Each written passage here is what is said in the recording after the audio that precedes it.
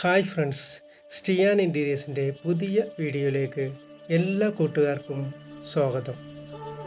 ഇന്ന് നമ്മൾ ചർച്ച ചെയ്യുന്നത് കബോർഡിൽ എങ്ങനെയാണ് കൂടുതൽ സ്റ്റോറേജ് സ്പേസ് ഉണ്ടാക്കുന്നത് എന്നതിനെക്കുറിച്ചാണ്.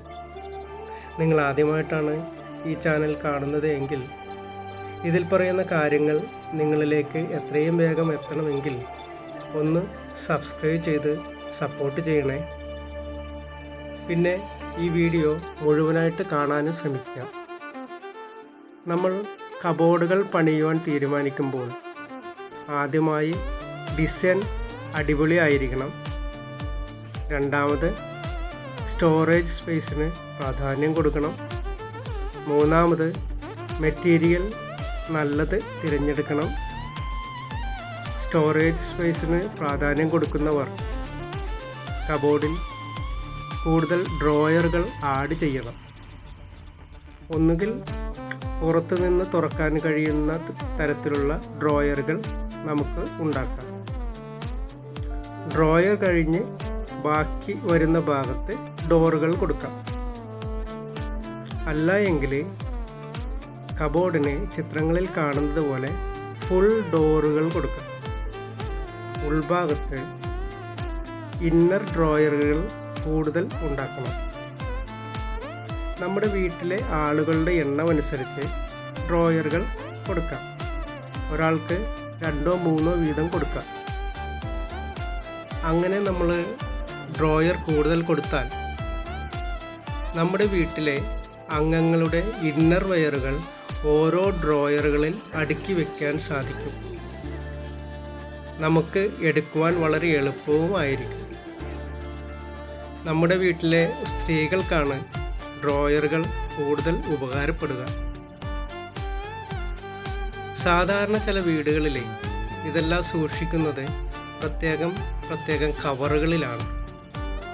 നമുക്ക് നമ്മുടെ വീട്ടിൽ അങ്ങനെയുള്ള കവറുകളൊക്കെ അങ്ങോട്ട് ഒഴിവാക്കാം.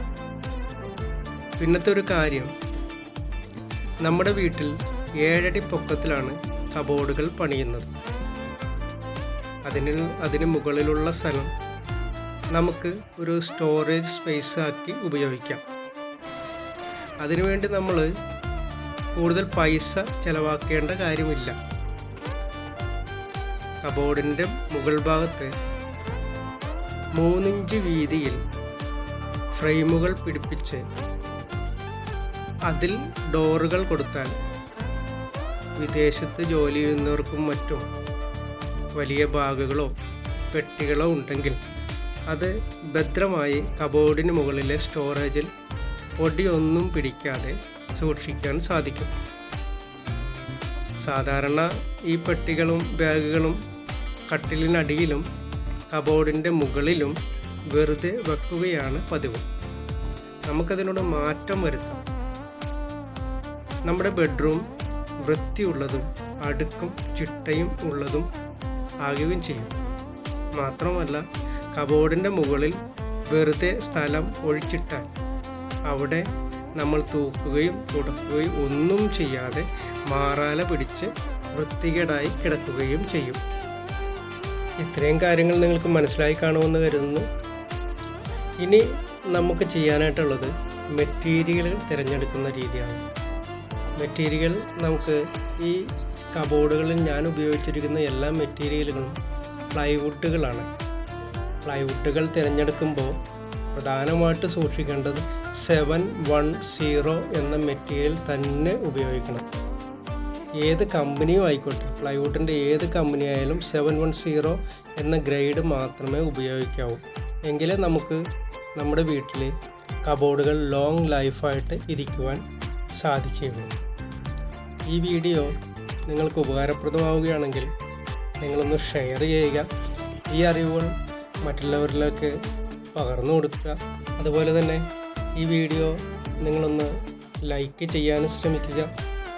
ഇൻറ്റീരിയൽ സംബന്ധമായ നിങ്ങളുടെ എല്ലാ സംശയങ്ങളും എല്ലാ ആശങ്കകളും ഈ ചാനൽ സബ്സ്ക്രൈബ് ചെയ്ത് കാണുന്നത് വഴി എല്ലാ സംശയങ്ങളും മാറിക്കിട്ടുന്നതായിരിക്കും.